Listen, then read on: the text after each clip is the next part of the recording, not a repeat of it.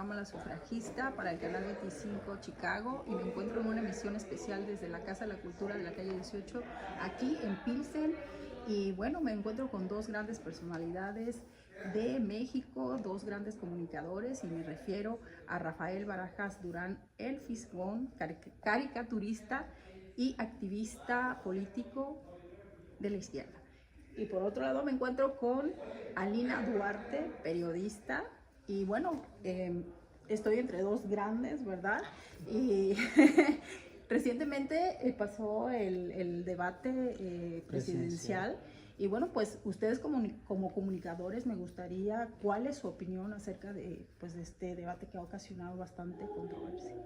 Pues mira, yo creo que ha habido mucha claridad ya sobre los proyectos que se están representando y los que están en juego de cara a las próximas elecciones, ¿no? O sea, sorpresas no hay y me parece una terquedad y tal vez una locura que la derecha, cuando su candidata articula ciertas frases, entonces ya triunfa, ¿no? Porque efectivamente han sido la excepción, los momentos en los cuales logra articular alguna frase, alguna idea contraria a la generalidad, que han sido cuestiones espontáneas, o también que su campaña se ha caracterizado primero por un tema de tratar de implementar el miedo y por otra fracaso tras fracaso, ¿no? O sea, un fracaso en los discursos, un fracaso en sus acciones, un fracaso en su proyecto. Entonces creo que lo que hemos visto ya en este debate y en general durante toda la campaña han sido las propuestas de un proyecto que no solo le apuesta a la continuidad, sino que tiene proyectos propios, ¿no? De profundización, que tiene también sobre la mesa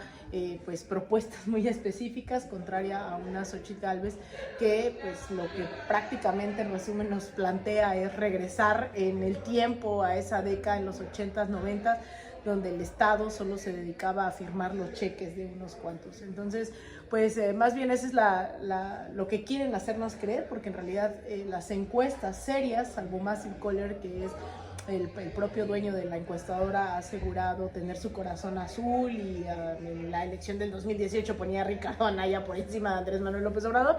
Salvo esa encuesta, no solo le dan ventaja de 2 dígitos a Claudia Sheinbaum, sino además en el tema del debate, pues cuando recaban la información sobre quién cree la gente que ganó el debate, pues la mayoría está apostando a la Claudia Sheinbaum. Entonces el hecho de que sea Xochitl Gálvez la ganadora mediática, pues no dice nada, porque quien realmente vota, la ciudadanía, pues está diciendo todo lo contrario. Sí, pero además no sé de dónde sacan que es la ganadora mediática, porque todas las encuestas sobre el debate dan por ganadora a Claudia. Yo sí creo que estamos ante una disyuntiva que es histórica. O se profundiza la cuarta transformación, o bien se regresa al proyecto. Claudia Sheinbaum fue muy clara en su proyecto, hizo varios planteamientos que son importantes, habló de digamos, programas que tienen futuro, por ejemplo, esto de apoyar a las mujeres que tienen edades de los 60 a los 65 años, habló de profundizar el proyecto cultural, de profundizar la ciencia, habló de seguir implementando las lógicas del estado de bienestar en México, etc. Y Xochitl Gálvez, en todo su discurso, básicamente en este encuentro, básicamente lo que hizo fue atacar a Claudia Sheinbaum. Además lo hizo con mentiras, la atacó con mentiras, diciendo puras mentiras. Además le decía que era mentirosa Claudia, ¿no? Es una cosa muy esquizofrénica. Y prácticamente no habló de su proyecto, solo se dejaba ver que tenía un proyecto en algunos atisbos, en algunos momentos en los que decía, por ejemplo, habló, por ejemplo, varias veces de la importancia de meter a la iniciativa privada en algunos proyectos, habló de dejar de darle dinero a petróleos mexicanos ahora que se le está rescatando, habló del nearshoring, habló de privatizaciones, básicamente sin decirlo, pues lo que dejan ver estas frases es que lo que busca es el regreso a las lógicas neoliberales, ¿no? Eso está muy claro. Ahora, sí es muy impresionante el cúmulo de mentiras que dijo, ¿no? Es decir, incluso dijo disparates, ¿no? Dijo que para resolver el problema del agua lo que habría que hacer es llevar agua dulce, acumular agua dulce en el lago de Texcoco, que es un lago salitroso. Entonces tú llevas el agua dulce a Texcoco, pues, se te va a salar. Entonces ya después en un programa posterior ella dice, bueno, sí, pero pues, ahí se puede, pero también hay plantas desalinizadoras. A ver, ¿cuál es la lógica de llevar agua dulce que no necesita mayor tratamiento a un lugar donde se contamina para después descontaminarla?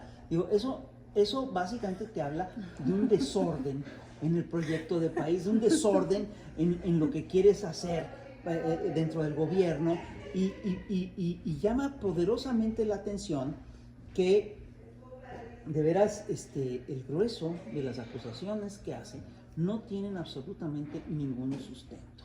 Dijo incluso que Claudia Sheinbaum era una narcocandidata y luego en una entrevista de radio tuvo que decir, bueno, una entrevista con Ciro Gómez Leiva tuvo que decir, bueno, pues sí, no fue correcto decirle, fui muy lengua larga al decirles que es una forma de reconocer que es una acusación sin sustento, ¿no? Fui muy lengua larga, pero es que ella también me dijo corrupta, y aquí hagamos una pausa, porque Claudia le dijo corrupta y mostró las pruebas de la corrupción de Xóchitl, que son muy fuertes, son muy claras. Xóchitl Gálvez es una política que también es empresaria y cada vez que llega a un cargo de gobierno, sus empresas hacen grandes negocios justamente con diversos actores que luego están ligados con los actos de gobierno de Xóchitl Gálvez. Entonces, y además eso es ilegal, está prohibido, no se debe de hacer. Entonces sí es un acto de corrupción. Entonces, llama de veras poderosamente la atención la fragilidad de la candidata de la derecha. Y también llama la atención una cosa que es muy curiosa, fíjate, en los debates es muy difícil, los debates difícilmente definen una elección. La gente ya sabe cómo va a votar y el debate simplemente es una incidencia que puede cambiar algunos puntitos por ahí. Pero lo que sí cambió en este debate fue la percepción negativa sobre Xóchitl Gálvez. Es decir, si tú revisas los datos, las encuestas de salida, es decir, el dato más visible es que los negativos de Xóchitl Gálvez crecieron de manera importantísima. Sí, es decir, en vez de crecer votos, perdió favores. Sí, no, y lo curioso es que sale de pronto esta encuestadora, ¿no? Massive Caller, diciendo y luego en colaboración de toda esta conspiración mediática que están obviamente favoreciendo a la ultraderecha, que los números se dispararon hacia favor de ella. ¿Cuál es la opinión, ¿no?, que pueda tener ustedes y el público, ¿verdad? Si realmente se creen estos números que ni ellos mismos, ¿no?, a la hora de presentarlos se lo creen. Pues sí, ya lo dijo Alina, Massive Caller es una encuestadora que no tiene buen crédito entre la gente, que es de esas encuestadoras que hacen trajes a la medida, que te hacen encuestas a la medida. Dio por ganador a Ricardo Anaya en la elección anterior, ya vimos que no fue correcto, y es un hecho que el dueño de esta empresa trabaja para Xóchitl Gálvez. Entonces tú dices, bueno, es posible que tenga un sesgo, esa encuestadora, ¿no? Es decir, existen altas posibilidades de que exista un sesgo con la encuestadora. Entonces, el resto de las encuestas es uniforme. Para el resto de las encuestas, Xóchitl Gálvez está muy abajo en el favor de la gente, ¿no? Y Claudia Sheinbaum la rebasa con las encuestadoras, algunas encuestadoras le dan a Claudia Sheinbaum solo un 15 o 20% de ventaja, y otros le dan hasta 30%. Los que están favoreciendo. Entonces es muy difícil alterar las cifras a ese nivel, y sobre todo es muy difícil que si las alteras te crean. Pero lo peor es eso, lo peor es que hay una comunidad de gente que realmente está, que creen este tipo de noticias. Pero también eso es importante porque sí, evidentemente en una democracia hay disidencias, que es parte de las democracias, pero también es importante decir eso, no necesariamente es gente, ¿no? O sea, la conversación ha sido modificada de manera digital a través de bots, que ya se ha comprobado que no son personas, dice el presidente, de carne y hueso y un cacho de pescuezo. O sea, es gente que programa miles de tweets para intoxicar las conversaciones y que es parte de una estrategia que ya hemos venido viendo que se repite por parte de las derechas electorales en toda la región. Eso es lo que hicieron en contra de Gustavo Petro en Colombia, es lo que han hecho en contra de Cristina Fernández de Kirchner y el kirchnerismo en Argentina. Es decir, eso también es importante decirlo. Sí hay una gente que es minoría, ¿no? El día de hoy, que está tratando de regresar a un modelo neoliberal porque les beneficiaba ese modelo de enriquecimiento de ese 1% de la población, pero también hay que decir que las redes sociales también se han visto influenciadas por prácticas millonarias, ¿no? Para decir, ¿no? Y que se convenza a la gente, sobre todo fuera de México, que hay una dictadura, que hay un narcopresidente, que ahora se le hace fácil las 8 y decir hay una narcocandidata, pero también decir eso, ¿no? Que las redes están jugando un rol central por la inversión de la propia derecha en las mismas. Agregando a lo que dice Alina, y tomando algo que tú dijiste que es muy importante, sí estamos enfrentando un aparato mediático de manipulación. No son medios de información. A la parte a veces más vulnerable, ¿no? Que es el pueblo, porque Claro. pues mucha gente no está informada, ahora están utilizando esta estrategia de sentirse supuestamente identificados con el pueblo, Sí, claro. donde desde abajo Dejaron de decirnos populistas y paternalistas, ¿no? Por Ahora a un- ellos también les gustan los programas sociales. claro. Sí, hemos visto, ¿no? O Pero sea, en estos meses, no creas que, Sí, no, claro. ni antes ni después. Entonces es muy curioso porque sí estamos ante un aparato mediático poderosísimo, que tiene un enorme poder de penetración y que actúa como un pequeño ejército de ataque, ¿no? Y esto tiene que ver, entre otras cosas, con las lógicas que está tomando ahora, que está asumiendo ahora las guerras híbridas o las guerras irregulares, ¿no? que impulsa a Estados Unidos desde Washington desde hace ya rato, ¿no? y que tienen como columna central los medios masivos de comunicación. No son medios independientes, son medios que están ligados a un poder fáctico que es muy importante. Todos son propiedad de grandes hombres de negocios y todos tienen el mismo proyecto, que es impulsar el proyecto neoliberal. Entonces, perdón, pero que es la barbarie, ¿no? Que implica más sobreexplotación y más saqueo de las riquezas de los pueblos latinoamericanos y del tercer mundo en general. Entonces, lo que estamos viendo es que se dirigen a un grupo muy minoritario, que es el que sí tiene simpatía. Ese grupo sí tiene simpatías por su actividad, existe, por supuesto, pero es un grupo muy pequeño y lo que están haciendo constantemente es administrar unas dosis de odio para mantenerlos enganchados en una dinámica de rabia, de furia, etc. Porque si por algunas semanas dejaran de alimentar este proceso, se les caería una parte, no todo por supuesto, se les podría caer una parte de ese electorado. Claro, ¿no? Y además pues también lo que tienen en contra pues es el INE, ¿no? Que se juega ahí un papel también muy importante. Y yo no sé qué opinen ustedes, si esto se presentará o será que ellos colaboren para un fraude electoral, como ha sucedido en las campañas anteriores. Sí, bueno, a ver, no solo es el INE, ¿no? Es decir, los enemigos también están clarísimos. No solo es la nueva alianza de PRI, PAN, PRD, que históricamente habían estado situados ideológicamente o presuntamente, ¿no? En diferentes puntos y que ahora hacen una alianza, dada también la legitimidad y el respaldo popular que tiene el gobierno de la 4T. También hay identificados ciertos oligarcas que no están dispuestos siquiera a pagar impuestos, no se les está expropiando, no se les está revocando concesiones, no se les está haciendo nada de esa lógica y narrativa comunista que ellos dicen que existe en el país, no está pasando y aún así están impulsando campañas de odio, campañas de fake news, campañas de descrédito. Hay otro sector que es las organizaciones, los llamados organismos autónomos, que sí son autónomos, pero del pueblo de México, ¿no? Eso sí es verdad, sí. Pero de ahí en fuera nada. Entonces, y la otra es, el INE como una entidad, pero también el Poder Judicial, ¿no?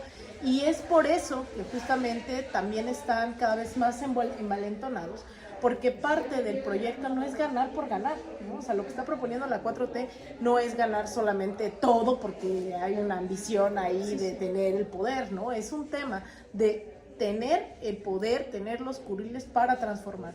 Y eso implica una serie de reformas electorales que contempla al INE, que contempla al Poder Judicial, que contempla, ¿no?, varios de esos límites que pues durante muchos años, a ver, la Constitución se desmanteló y eso hay que tenerlo claro, porque ahora quieren hacer creer que entonces nosotros estamos reformando la Constitución para quitarles todo, cuando en realidad quienes reformaron la Constitución para quitarle al pueblo de México todo, fueron ellos. Entonces estamos tratando de dotar a esa Constitución nuevamente de un contenido político, social y revolucionario con el que, pues el objeto con el que surge la Constitución.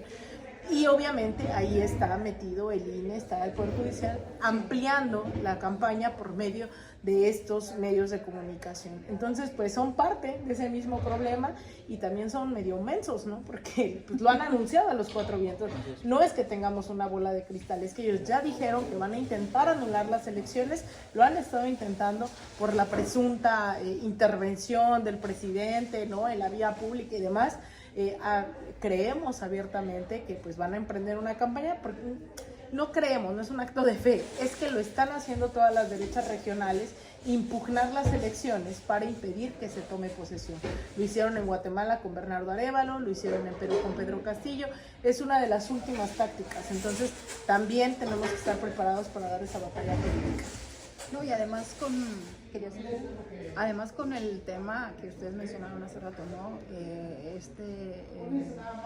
Nombre, ¿no?, que le llaman narcopresidente, y que precisamente la periodista Anabela Hernández recientemente ha sacado un libro donde supuestamente ella tiene los datos y está constatando de que sí el presidente A ver, justamente tiene el vínculo con los estamos viviendo una campaña muy potente, digamos muy cara, en la que intervienen actores muy poderosos, y esta campaña tiene como eje efectivamente tratar de vincular a López Obrador con el narcotráfico.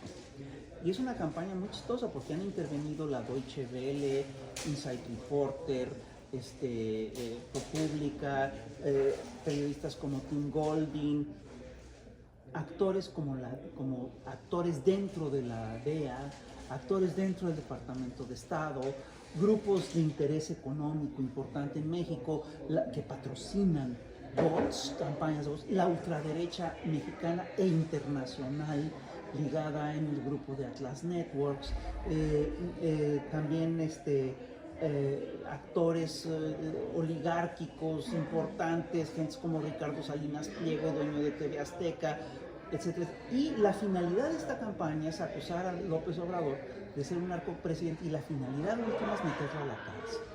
Sí. No nos engañemos. Lo que están tratando de hacer es meterlo a la cárcel, como metieron a la cárcel a Lula, como trataron de meter a la cárcel a Cristina Kirchner, como metieron a la cárcel a Carlos Castillo. Entonces están en esa lógica, en esa dinámica. El único problema que tienen es que la acusación no tiene nada que ver con la realidad. El propio Departamento de Estado, el propio Biden, han dicho que esas investigaciones en las cuales se funda la campaña no tienen absolutamente ningún sustento, ¿sí?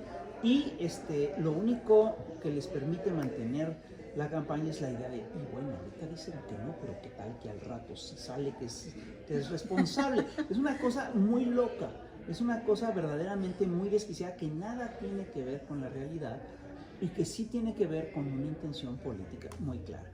Estamos presenciando una guerra mediática muy agresiva en contra de un hombre que es honesto.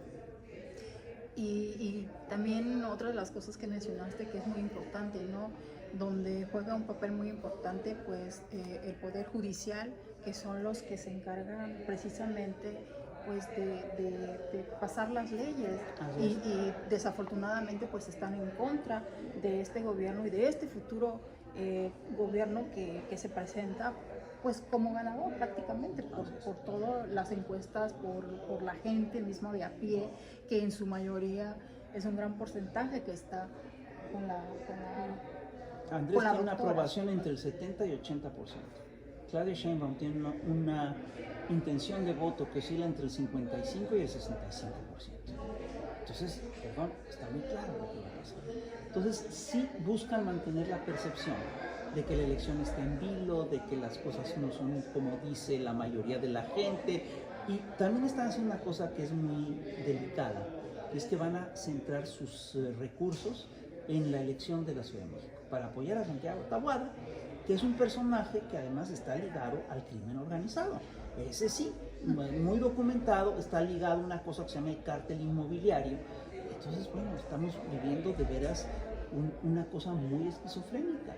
Pero por un lado te dicen, este es un narcopresidente, y por el otro lado ellos sí están defendiendo, ellos sí presentan en la elección a agentes como Ricardo Anaya, que está prófugo de la justicia, presentaron a Cabeza de Vaca, que es el exgobernador de Tamaulipas, que también está prófugo de la justicia, vive en Estados Unidos, porque si llega a México lo detienen. Vamos, es una cosa que a mí me parece increíble.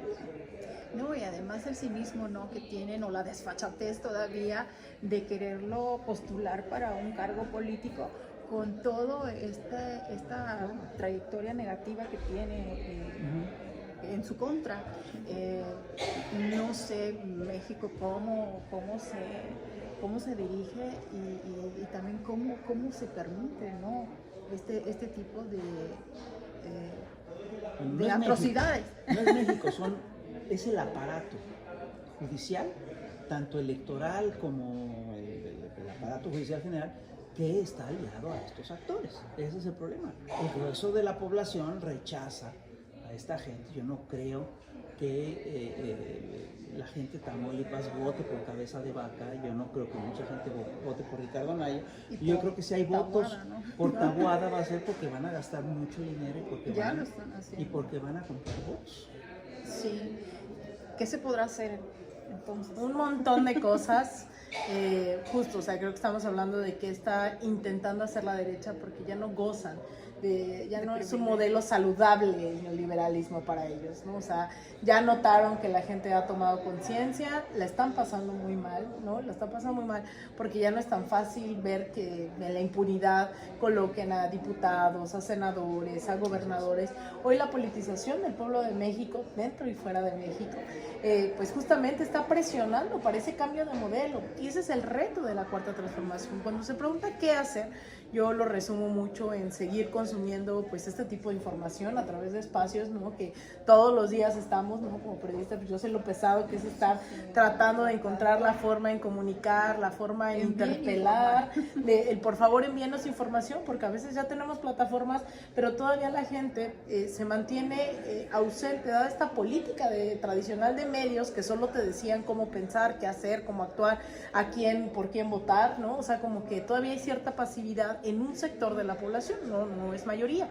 Entonces, primero el tema de la información. Estamos hoy obligados y obligadas a saber lo que pasa en nuestra colonia, en nuestro barrio, en nuestro condado, en nuestro municipio, en nuestro estado, en nuestro país, y pues aquí la comunidad obviamente latina, no solo en un país, ¿no?, sí, sino en varios países, empezando por este. Entonces, también hay esa necesidad de que sigamos formándonos. Yo les decía, a veces cuando decimos formación política, la gente se imagina a un círculo, ¿no?, de varios ahí leyendo El Capital de Carlos Marx y demás. No, la formación es estos contenidos, ¿no?, que nos dejen sus comentarios y que también nosotras como periodistas estemos al tanto de lo que exigen las audiencias. La formación es hablar con los vecinos, organizar una protesta, organizar una marcha, organizar un mitin, informar a la gente qué está pasando en México, pero para informar necesitamos estar también informados. Y la otra es la organización permanente. Yo sé que a veces las elecciones nos permiten que en esta coyuntura nos conozcamos más personas, podamos salir a brigadear juntos, ¿no? Y que como todo movimiento tiene sus momentos álgidos y sus momentos de reflujo, ¿no? Generalmente cuando las derechas están en el gobierno, pues es más fácil que nos identifiquemos con la organización y las protestas y eso, pero en momentos donde no hay protestas necesitamos reflexionar. Exacto. Ahí es donde podemos actuar. Ahí. Sí, también para cambiar este poder judicial que es pues los que están ahora sí que manejando todas estas ¿cómo se le podría decir? Todos estos hilos de toda una sociedad mexicana.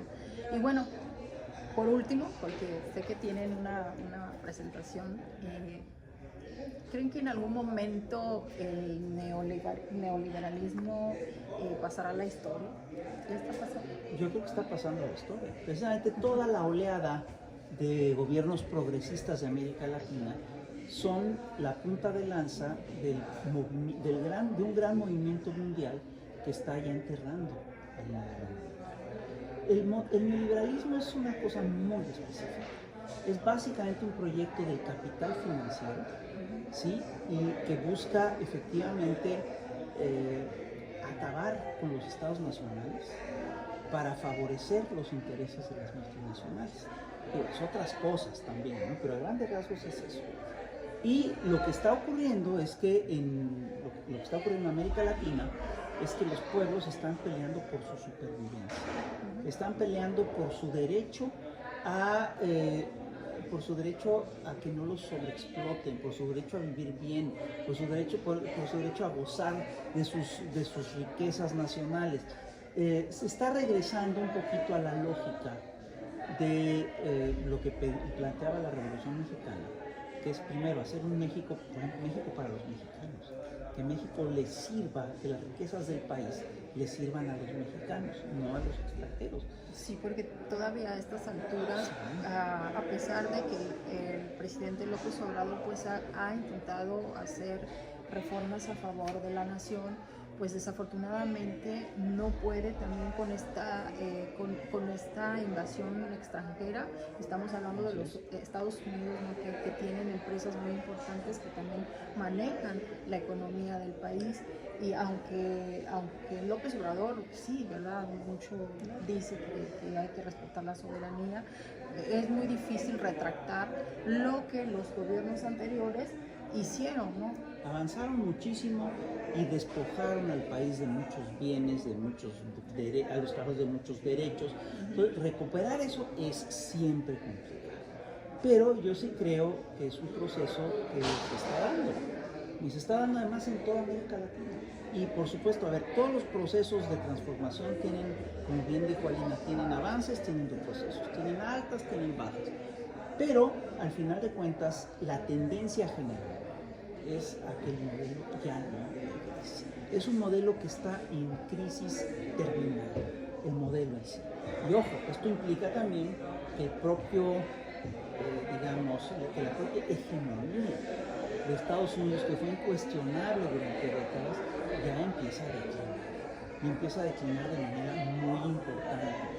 Y la prueba de que todo esto está en crisis son las múltiples guerras que están explotando en todas partes. El conflicto en Ucrania, por ejemplo, es un conflicto que difícilmente puede